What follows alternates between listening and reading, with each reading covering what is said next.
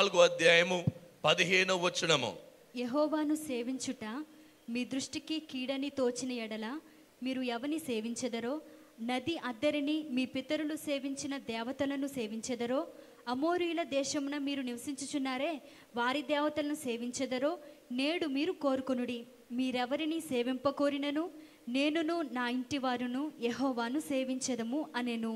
యెహోషువ మోసే తర్వాత అద్భుతమైన పరిచర్య చేయడానికి దేవుడు లేవనెత్తిన ఓ గొప్ప దైవజనుడు చెప్పే మాట, మీరు అమోనీయుల మాట వింటారో, ఇతరుల దేవతలను మీరు సేవిస్తారో, ఏమైతే మీరు ఎలాగున్నా నాకు తెలియదు కానీ నేను నా కుటుంబము యెహోవాను సేవిస్తామని ఒక గొప్ప వాగ్దానము, ఒక విశ్వాసము, ప్రజల ముందు ఒక సాక్ష్యాన్ని పలుకుతూ ఉన్నాడు. దేవుని బిడ్డలారా, మనము ఏ మార్గంలో వెళ్తున్నామని ఒకసారి మనము గమనించి చూద్దాం.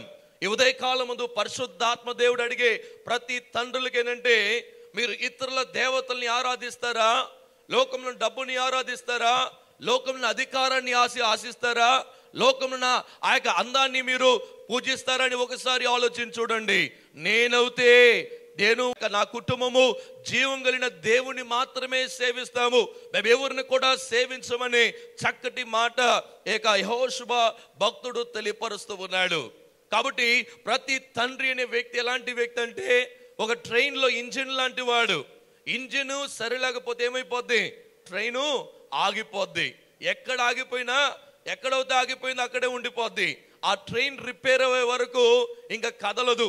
దానితో పాటు కంపార్ట్మెంట్లు ఆగిపోతాయి. ఆలోచించి చూడండి దేవుని బిడ్డలారా, దేవుని ఒక పురుషుడిగా దేవుడు ఇంటికి నిన్ను తలగా నియమించాడు, నేను ఒక తండ్రిగా నియమించాడు, ఒక భర్తగా నియమించాడు, ఒక తాతయ్యగా నియమించాడు. అయితే నీ యొక్క జీవితము కుటుంబానికి ఎలాంటిదంటే, ఒక ఇంజిన్ డ్రైవర్ లాంటి వ్యక్తివి, ఒక ఇంజిన్ లాంటి వ్యక్తివి.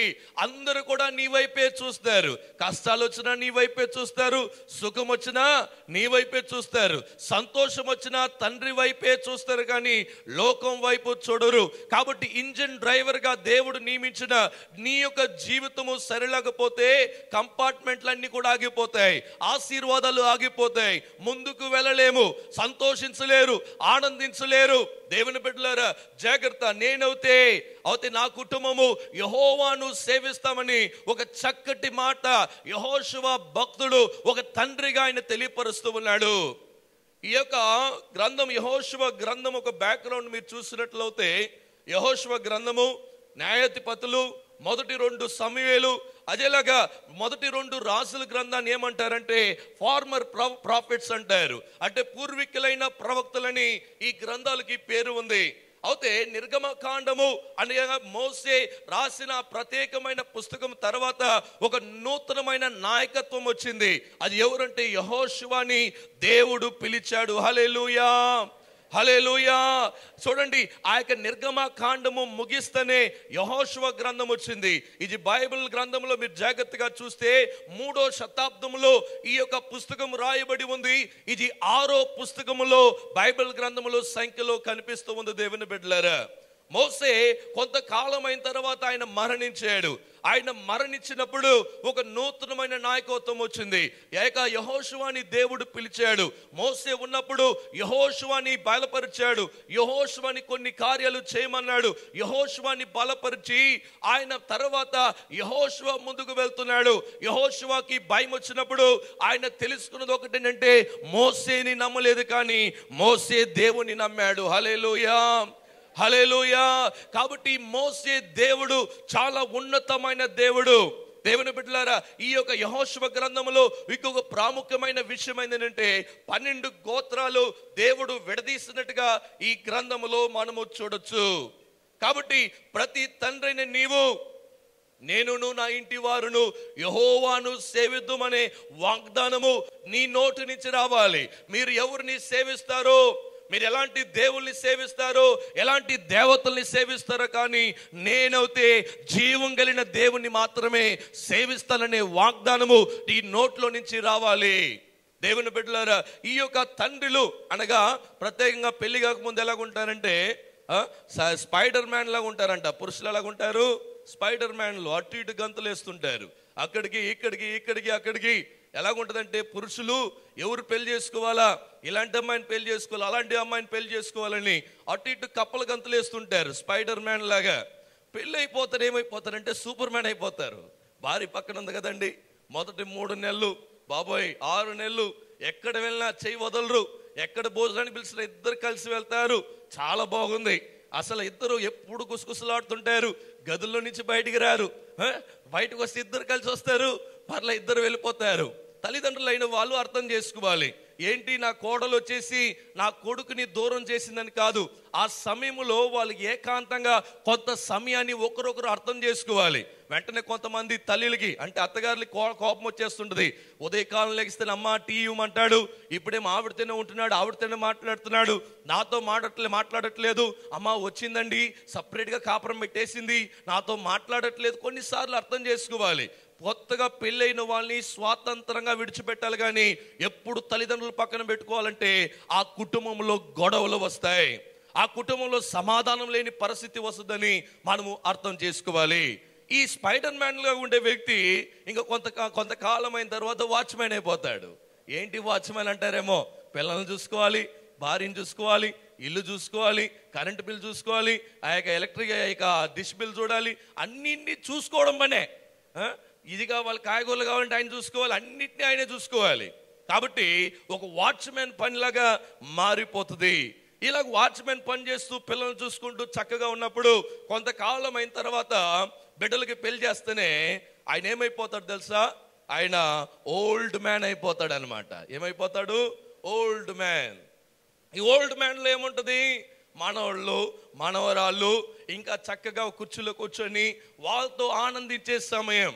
ఒకవేళ మీరు మనవడితో మనవరాలతో స్నేహితుగా లేకుంటే ఈ సమయం ముందు మీరు నేర్చుకోవాలి. మీరు ఓల్డ్ మ్యాన్గా ఉన్నప్పుడు, ముసలి వాళ్ళుగా ఉన్నప్పుడు నీ మనవళ్ళు మనవరాలతో మీరు సంతోషించాలి. అది దేవుడిచ్చిన స్వాస్థ్యం. హల్లెలూయా, హల్లెలూయా.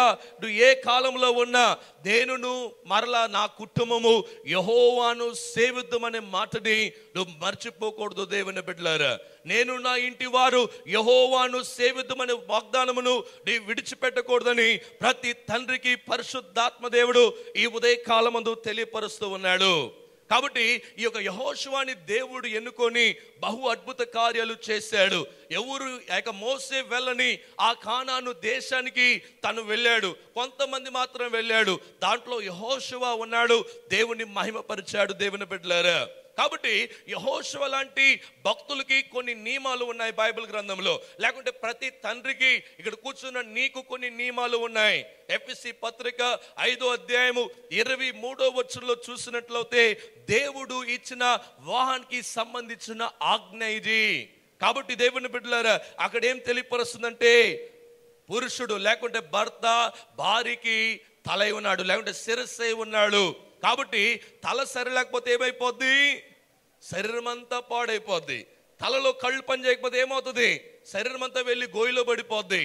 ఒక తలగా ఉన్న మనం ప్రాముఖ్యంగా ఏం చేయాలంటే మనం చేసే ప్రతి దాంట్లో దేవుడు నిన్ను తలగా పెట్టాడనే విషయాన్ని నువ్వు గుర్తు చేసుకోవాలి. దేవుని బిడ్డలారా, ప్రతి పురుషుడు నువ్వు తలగా ఉన్నావనే విషయాన్ని పరిశుద్ధాత్మ దేవుడు మరలా నిన్ను గుర్తు చేస్తూ ఉన్నాడు. కాబట్టి నువ్వు తలగా ఉన్నావని గర్వించకూడదు, కానీ తల వాడబడాలి. చాలా మంది కొంతకాలం ముందు నాకు ఒక సన్నివేశం తెలుసు. ఒక కథ పుస్తకం చదివాను. దాంట్లో ఏమన్నారంటే జపాన్ వాళ్ళ బ్రెయిన్, ఇండియా బ్రెయిన్, లోకంలో అనేక దేశపు బ్రెయిన్లు అమ్ముడు పెట్టారంట. అమ్ముడు పెడితే జపాన్ బ్రెయిన్ వచ్చి 25,000 అంటున్నాడంట. అమెరికా వాడి బ్రెయిన్ ఏమంటున్నాడంటే తెలుసా? 10,000 అంటున్నాడంట. ఇండియా వాడి బ్రెయిన్ ₹1,00,00,000 అంటున్నాడంట.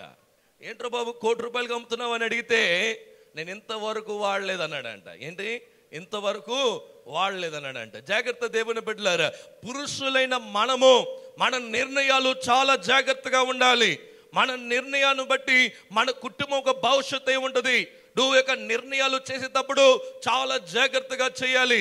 నువ్వు ప్రేస్తున్న ప్రతి అడుగు కూడా ప్రార్థనా పూర్వకంగా విశ్వాసంతో దేవుని వైపు చూస్తూ నువ్వు వేయాలి, కానీ గుడ్డిగా ఏ దాంట్లో కూడా మీరు వేయకూడదని పరిశుద్ధాత్మ దేవుడు తెలియపరుస్తున్నాడు. నేడు తలనేసి మనము గొప్పగా హెచ్చించడం కాదు, కానీ తలకి అనేక బాధ్యతలు ఉంటాయి. తలకి అనేక బాధ్యతలు ఉంటాయి. బాధ్యతలు కాదు ఈ కాలంలో కావాల్సింది, నేను తలైపోవాలి. కాబట్టి దేవుని బిడ్డలారు మీరు అర్థం చేసుకోవాలి, నేను తలని నేను చెప్పినట్టుగా చేయాలని కాదు. దేవుని యొక్క చిత్త ప్రకారంగా నువ్వు తలగా ఉన్నప్పుడు నీవు తప్పకుండా నువ్వు చేస్తున్న ప్రతి నిర్ణయము, నువ్వు మాట్లాడుతున్న ప్రతి మాట నీ జీవితంలో అది బహు జాగ్రత్తగా చేయాలని పరిశుద్ధాత్మ దేవుడు ఆయన మిమ్మల్ని కోరుతూ ఉన్నాడు. రెండో విషయము, భార్య నీ భర్తకి లోబడి ఉండు, భర్త నీ భార్యని ఏం చేయాలంట, ప్రేమించమన్నాడు. ప్రేమించడము తండ్రి యొక్క ప్రాముఖ్యమైన అంశము. దేవుని బిడ్డలారా, తండ్రి అంటే ప్రేమ కనిపించాలి, తండ్రి ప్రేమించాలి. కుటుంబాల్లో జాగ్రత్తగా ఉండాలి ఈ విషయంలో. తండ్రి తల్లి ప్రేమించే వాళ్ళగా ఉండాలి. ప్రేమ లేని కుటుంబము శ్మశానములాగా ఉంటుంది. ప్రేమ లేని కుటుంబము అది ఎలాగుంటుందంటే ఒక భయంకరమైన శాపకరంగా ఉంటుంది. కనుక ప్రేమ లేని ఇంటిగా ఒకవేళ ఉన్నట్లయితే ఈ దినమందు క్రీస్తు ప్రేమ ద్వారా మీరు నింపబడాలని పరిశుద్ధాత్మ దేవుడు కోరుతూ ఉన్నాడు. ప్రేమతో నింపబడి ఉండాలి. ప్రేమ చాలా ప్రాముఖ్యమైనది. ప్రేమ అన్నప్పుడు, కోపంగా ఉన్నప్పుడు ప్రేమ చూపించాలి, అదేలాగా సంతోషంగా ఉన్నప్పుడు ప్రేమించాలి. ప్రేమలో మార్పులు కనిపించకూడదు. ఈ కాలంలో ఎలాగుంటారంటే, మనం డబ్బులు ఇచ్చే వాళ్ళని ప్రేమిస్తాం, లేకుంటే మనకి మంచి చేసే వాళ్ళని ప్రేమిస్తాం, అయితే ఇతరుల్ని ప్రేమించమంటాం. దేవుని బిడ్డలారా, మన జీవితం మారాలి. యేసయ్య చెప్పాడు, నిన్ను వలె నీ పొరుగు వాడిని ప్రేమించమన్నాడు. అలాగైతే భర్త నీ భార్యని తప్పకుండా ప్రేమించాలి. ప్రేమించాలంటే ఏం చేయాలంటారేమో, నీ భార్య కోపంగా ఉంటే కాసేపు మౌనంగా ఉండు, నీ సమయం వచ్చే వరకు కనిపెట్టు. దేవునికి స్తోత్రం, హల్లెలూయా. కోపంతో ఏదైనా నిర్ణయాలు చేసినప్పుడు అది బాధ కలుగుతుంది.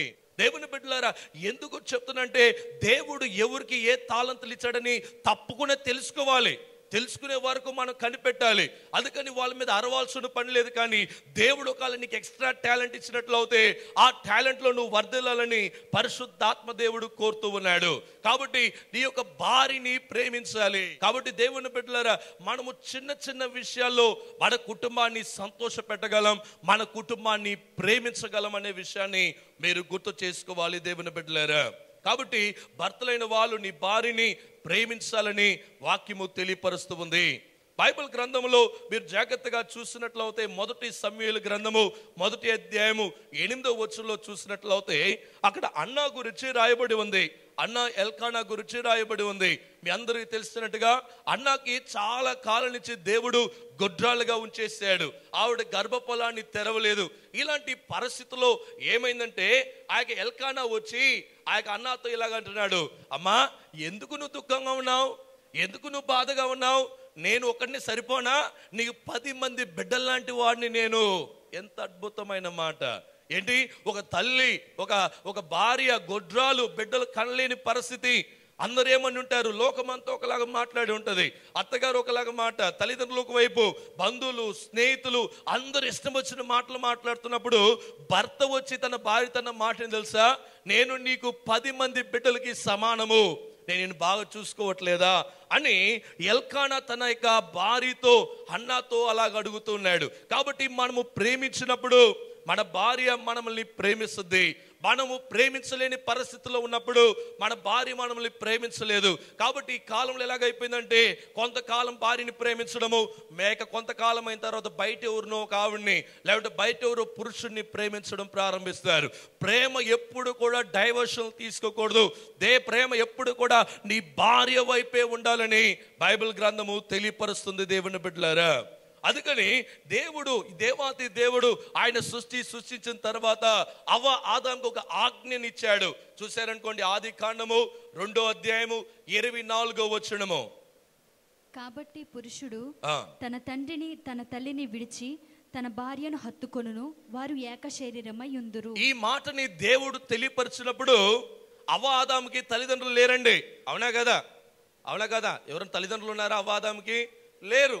దేవుడు ఎందుకు ఈ మాటని చెప్పాడు తెలుసా? ఎవరైతే వివాహం చేసుకుంటారో భర్త అయిన వాడు నీ భార్యతో కలిసిపోవాలి, నీ భార్యని ప్రేమించాలి. ఆవిడకు గతం ఎలాగున్నదో అవసరం లేదు, ఆవిడ పాస్ట్ అవసరం లేదు. నువ్వు చూడాల్సిందంతా కూడా ఆవిడ్ని ప్రేమించాలి, ఆవిడ్ని సంతోష పెట్టాలి. ఓ భర్త ఇవాళ ఫాదర్స్ డే కనుక నీ భార్యకి చెప్పు, ఇవాళ వంట వండొద్దు, మనం ఏం చేద్దామంటే సరదాగా మనిద్దరం వెళ్ళి ఒక చిన్న టిఫిన్ చేసి వద్దాం. టిఫిన్కి ఎంత అవుతుంది? ఒక 50 రూపాయలు అవుతుంది. ఇన్ని ఇడ్లీలు తింటారేంటి? ఒక ఇడ్లీలు తినడానికి తెచ్చి పెట్టండి, లేకుంటే ఒక బిర్యానీ తెచ్చి పెట్టండి. నీ భార్యని సంతోష పెట్టండి, నీ బిడ్డల్ని సంతోష పెట్టాలని పరిశుద్ధాత్మ దేవుడు ఆయన ఆశిస్తూ ఉన్నాడు. మన దేవుడు ఏం ఆశిస్తున్నాడంటే ఆయన ఒక్కడే దేవుడు అని నువ్వు ఫస్ట్ నమ్మాలి. రెండో విషయము, కుటుంబాలుగా సంతోషించాలి. కుటుంబాల్లో దుఃఖంగా ఉండడము దేవుని చిత్తం కాదు.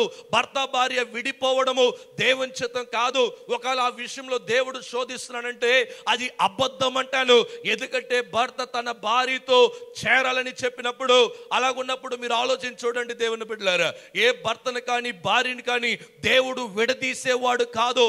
అందుకని ఏమన్నాడంటే ఏక దేవుని ద్వారా జతపరచబడిన భార్య భర్తల్ని విడదీయకూడదని ఒక చట్టాన్ని దేవుడు పలికి ఉన్నాడు. వివాహకర్తలు ప్రతిసారి కూడా చెప్తున్నాడు, దేవుడు జతపరచబడిన వాళ్ళని మనుషుడు ఎవరు కూడా వేరుపరచకూడదు. ఇది ఒక పెద్ద ఆజ్ఞ దేవుని బిడ్డలారా. కాబట్టి ఈ విషయంలో మీరు అర్థము చేసుకోవాలి. అదేలాగా తల్లిదండ్రులైన వాళ్ళు నీ బిడ్డల గురించి చాలా శ్రద్ధని కలిగించాలి. ఒకవేళ మీ చెవులో బంగారం ఉందనుకోండి, టేబుల్ మీద వదిలేసి వెళ్ళిపోతారా? చెప్పండి అమ్మా, మీ బంగారము పోనీలేండి ఇక్కడ పెట్టి కాసేపు ఉంచేస్తారా? ఉంచరు. అయితే బిడ్డల్ని మాత్రం కొంతమంది రోడ్లో వదిలేస్తుంటారు, బిడ్డల్ని పట్టించుకోరు, వాళ్ళ ముక్కులు కారిపోతుంటాయి, వాళ్ళ ముఖం వికారంగా ఉంటుంది, వాళ్ళకి స్నానాలు చేయించరు, వాళ్ళ గురించి పట్టించుకోరు, వాళ్ళ బట్టలు చిరిగిపోయి ఉంటాయి, దాన్ని కుట్టి వేద్దామని ఉండదు. దేవుని బిడ్డలారా, ప్రతి తల్లిదండ్రులు జాగ్రత్తగా ఉండాలి. ఈ విషయంలో నీ బిడ్డల్ని బహు జాగ్రత్తగా చూసుకోవాలి.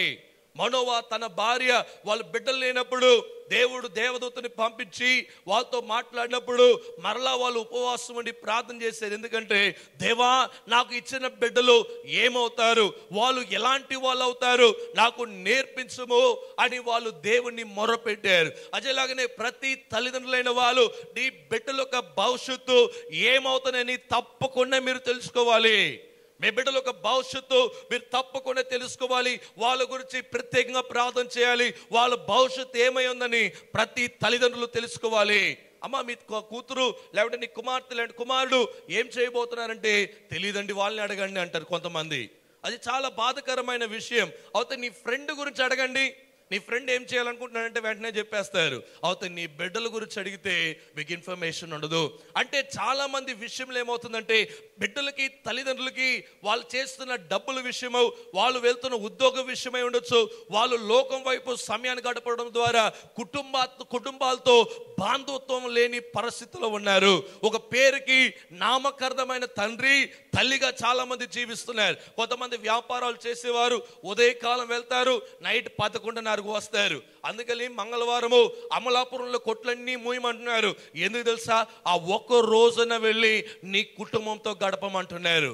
ఒక రోజున వెళ్ళి కుటుంబంతో గడుపు, ఒక రోజున నువ్వు దేవునితో గడపాలి. అదేలాగానే దేవుని బిడ్డలారా, నీ బిడ్డలతో కాసేపు గడపాలి. చాలా మంది డబ్బులు సంపాదించడమే పని, డ్యూటీలు చేస్తుంటారు, ఓటీలు చేస్తుంటారు. బిడ్డలు ఎలాగుంటారని పట్టించుకోరు, లేకుంటే భార్య ఎలాగుందని పట్టించుకోరు. కొంతమంది ఎలాగుంటారు, సాయంకాలం ఉద్యోగం నుంచి వస్తేనే వెంటనే మరలా రెడీ అయిపోయి ఫ్రెండ్స్ కోసం బయటికి వెళ్ళిపోతారు, స్నేహితుల కోసం. బిడ్డలతో కాసేపు కూర్చుందాం, వాళ్ళతో కబుర్లు చెప్పుకుందాం, వాళ్ళతో మాట్లాడదాం, భార్యతో కాసేపు కూర్చుందాం అంటే ఉండదన్నమాట. వస్తేనే వెంటనే బయటికి వెళ్ళిపోవాలి. సమీప కాలంలో ఒక ఇంటికి వెళ్ళాను. ఆ ఇంటికి ప్రార్థన చేయడానికి వెళ్ళినప్పుడు, అమ్మా మీరు ఎలాగున్నారు ఏంటి అడిగినప్పుడు ఆవిడ అన్న మాట ఏం తెలుసా? సాయంకాలం అవుతే నా భర్త గారు 7:30కి ఉద్యోగం నుంచి వస్తారండి, అప్పుడు మరలా బయటికి వెళ్తారు, ఎప్పుడు 10 గంటలకు వస్తాడని. జాగ్రత్త దేవుని బిడ్డలు. అలాగున్నట్లయితే నీ బిడ్డల విషయంలో నువ్వు ఏమి కూడా తెలుసుకోలేవని పరిశుద్ధాత్మ దేవుడు ఆయన మిమ్మల్ని కోరుతూ ఉన్నాడు.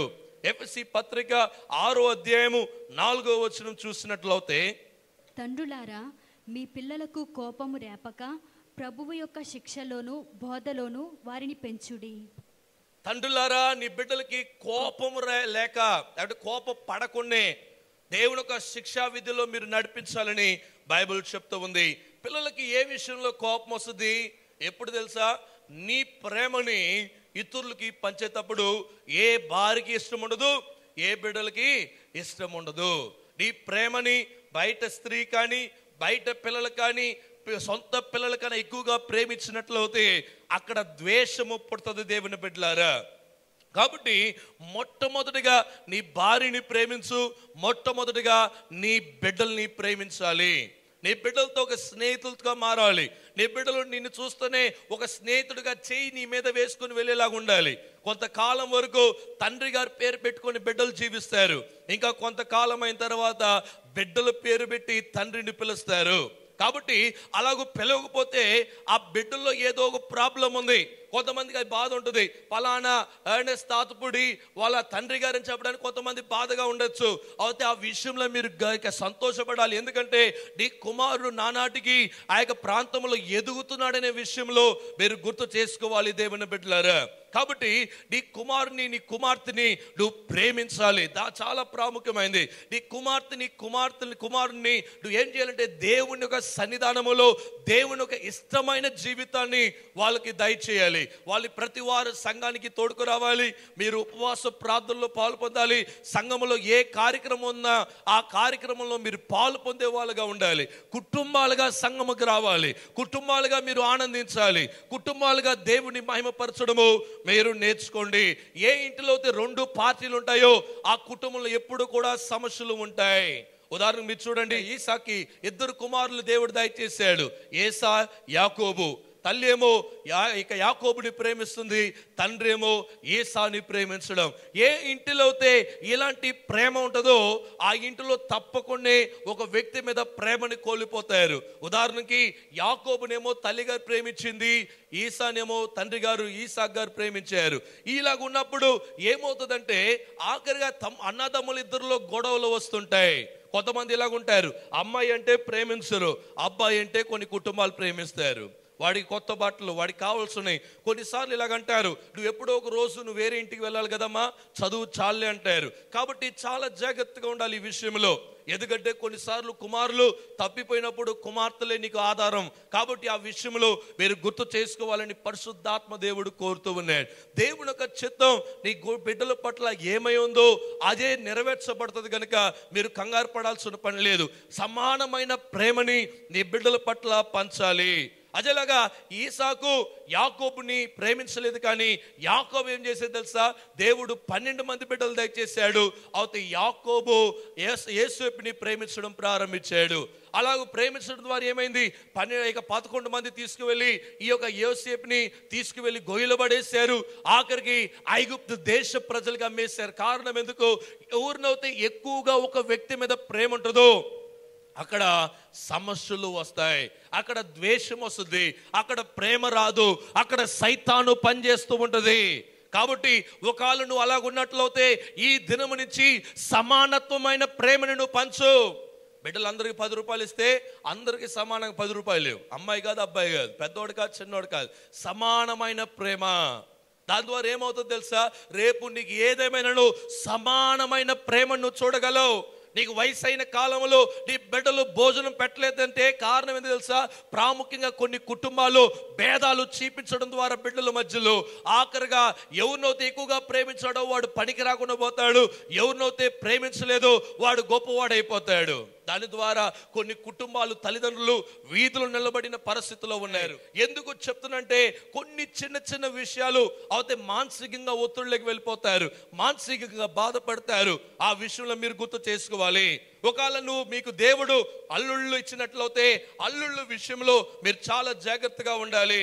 లాబాను విషయంలో బైబిల్ గ్రంథంలో చూసినట్లయితే ఆ యొక్క లాబాను యాకోబు తన దగ్గరికి పని చేయడానికి వచ్చాడు. ఆయన మావయ్య కదా అని చెప్పి వచ్చాడు.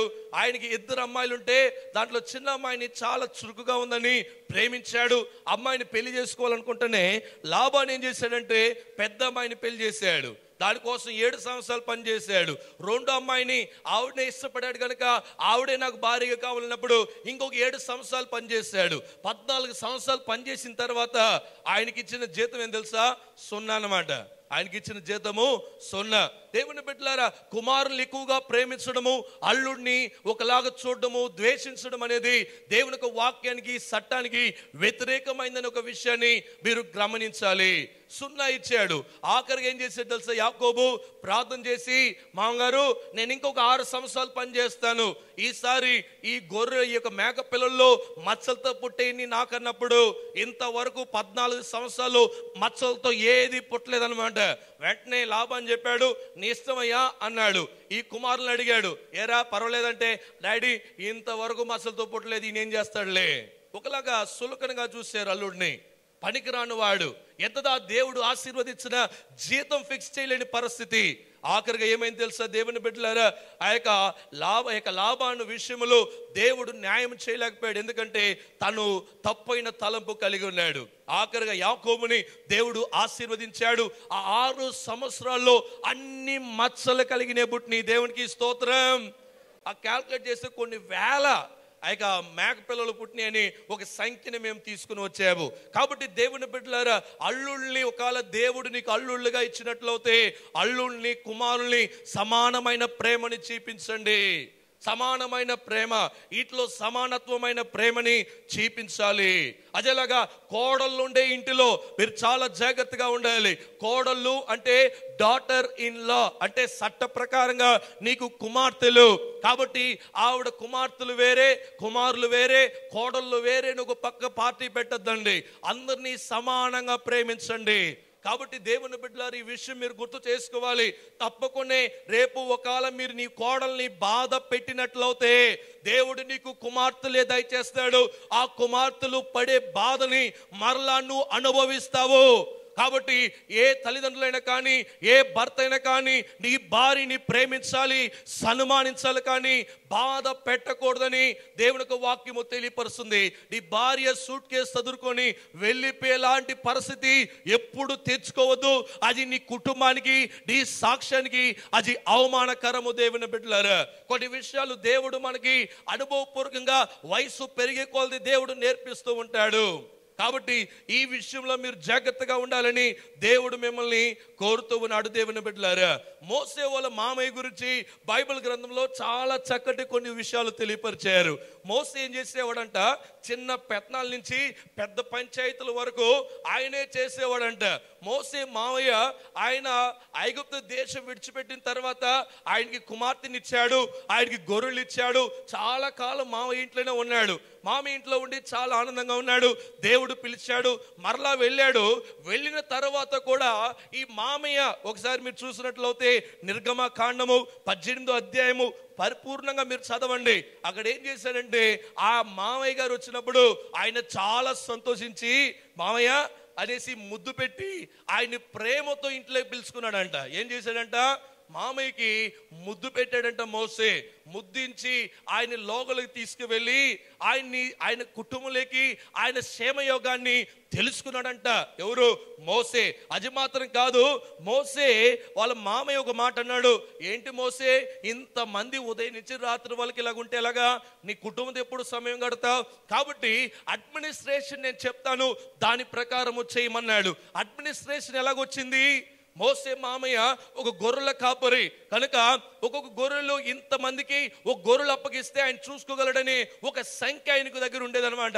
అదేలాగానే 50 మందికి ఒక నాయకుడు, 100 మందికి ఒక నాయకుడు, 1000 మందికి ఒక నాయకుడు అని పెట్టాడనమాట. దాని ద్వారా ఎక్కడ సమస్యలు అక్కడే తీర్చబడాయి. దాని ద్వారా ఏమైందంటే మోసే కాసేపు రిలాక్స్ అవడానికి దేవుడు కృప చూపించాడు. కొన్నిసార్లు మామయ్యలు ఇచ్చే అడ్వైసులు తప్పకుండా అల్లుళ్ళు మీరు తీసుకోవాలని దేవుని యొక్క వాక్యము తెలియపరుస్తూ ఉంది. కాబట్టి మనము సమానత్వమైన ప్రేమ, అది కోడలైన కానీ అల్లుడైన కానీ, సమానత్వమైన ప్రేమ ఇంటిలో ఉన్నప్పుడు ఆ ఇల్లు ఎలాగుంటుందంటే పరలోకములాగా ఉంటుంది. కొంతమంది అత్తగారులు, కోడళ్ళు సీరియల్ ఎక్కువగా చూడొద్దండి దయచేసి. సీరియల్ చూడడం మానివేయండి. అల్లుడిని ఎలాగ చంపాలి, కోడల్ని ఎలాగో చంపేయాలి, సీరియల్ అంతా బ్రతుకంతా చేయనమాట. ఆ సీరియల్ కోసం ఉపవాస ప్రార్థనలకు రారు మీరు, ఆ సీరియల్ కోసం ఆలయానికి రారు, ఆ సీరియల్ని పట్టుకొని ఉంటారు. పురుషులైన వారు మీ యొక్క భార్యలు సీరియల్ చూస్తుంటే డిస్కనెక్షన్ కట్ చేయించండి. లేకుంటే రేపు నీ తల మీద రాయి పెట్టి చంపడానికి ఆ సీరియల్ నేర్పిస్తుంది. నిజమండి, సీరియల్ కాసేపు చూస్తే పిచ్చి పట్టిపోతుంది. ఎలాగో ఒక భర్తని చంపాలి, ఎలాగో తండ్రిని చంపాలి, ఎలాగో దోచుకోవాలి, ఎలాగో మోసగించాలి, ఎలాగో స్కెచ్ చేయాలి. స్కెచ్ చేయడానికి సీరియల్ చూస్తే సరిపోద్దండి. కాబట్టి దేవుని బిడ్డలారా, ఒకవేళ నీ భార్య నీకు తెలుసో తెలియకనో ఆ సీరియల్కి బానిసలవుతే ఈ రోజే వెళ్ళి కట్ చేయించేయండి. దాని ద్వారా నీ కుటుంబము బంగారం లాగా మారిపోద్ది. లేకుంటే నీ కుటుంబము నేను చెప్పనండి. దేవునికి స్తోత్రం. కాబట్టి ఎందుకంటే దేవుని ఆత్మ ఆయన మనతో మాట్లాడుతూ ఉన్నాడు.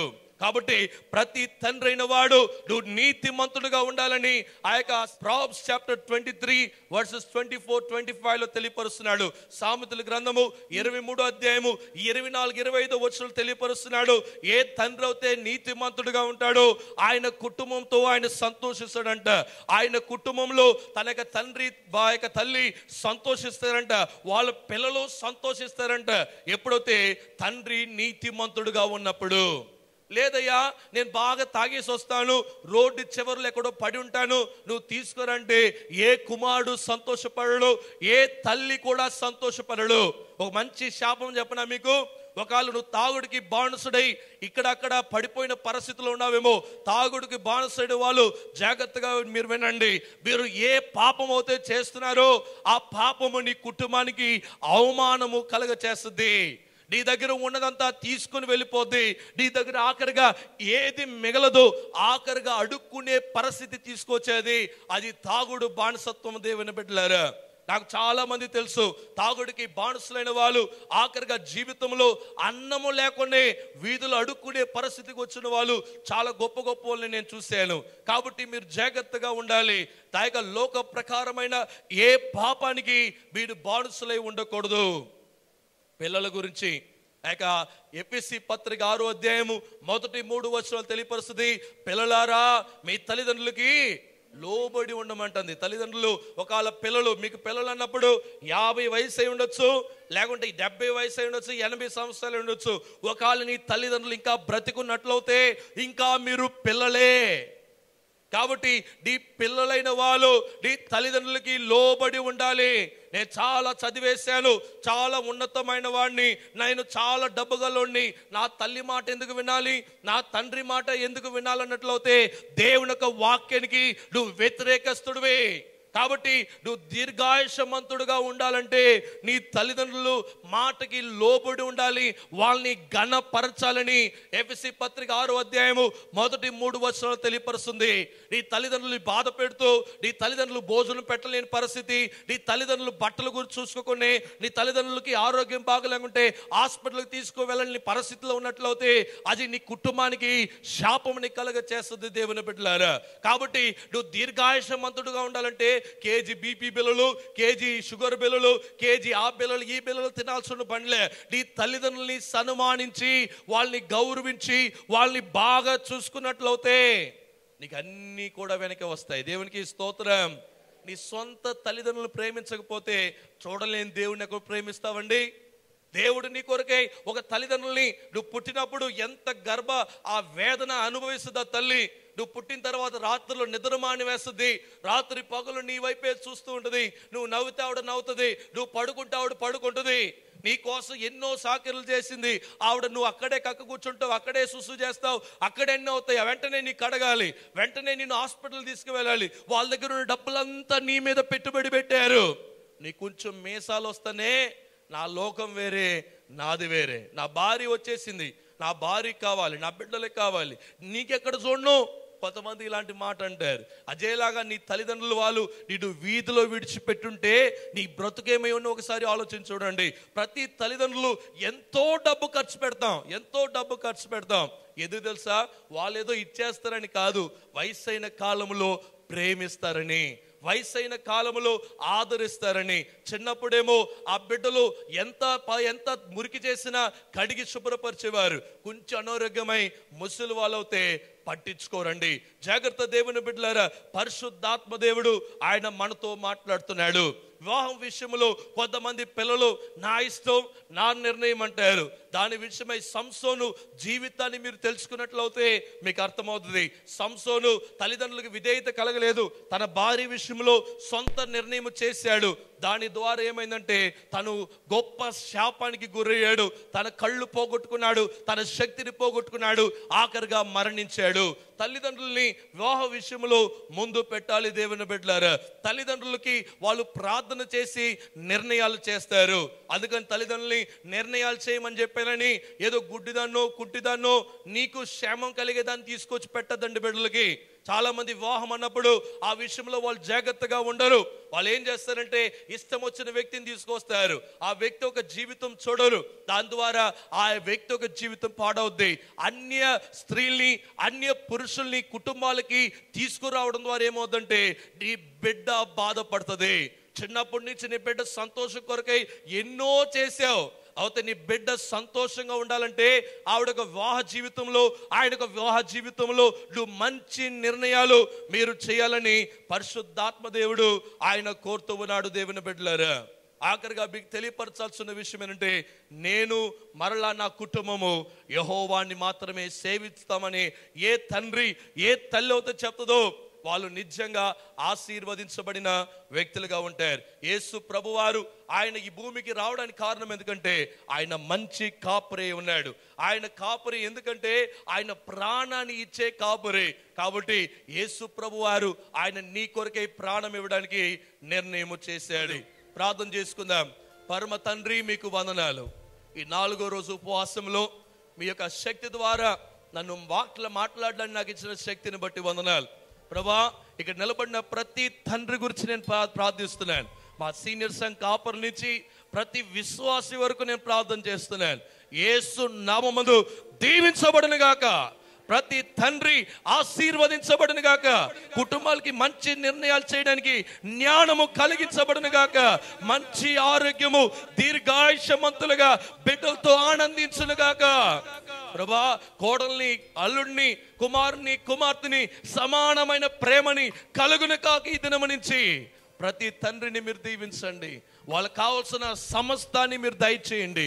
ప్రతి తండ్రిని మీరు ఆశీర్వదించమని యేసు నామమున ప్రార్థిస్తున్నాం తండ్రి. ఆమేన్.